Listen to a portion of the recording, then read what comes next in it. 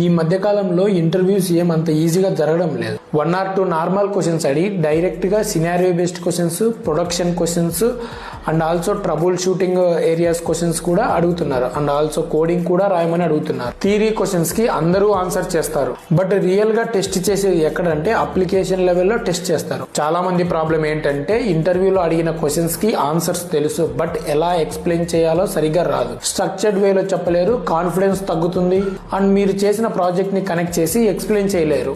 So అక్కడ blank అవుతారు. 3 to 4 years experience ఉన్నా కూడా 6 to 7 years level interview questions అడుగుతున్నారని చెప్తుంటారు. బట్ ఒకటి ఏంటంటే అది కంపెనీ నీడ్ ను బట్టి ఉంటుంది.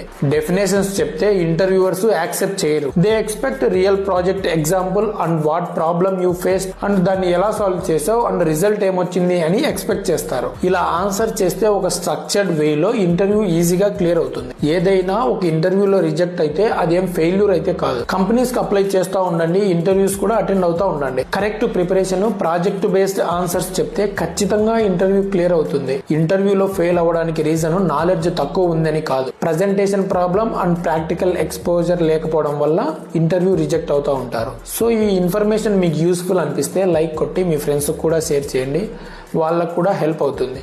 Thank you.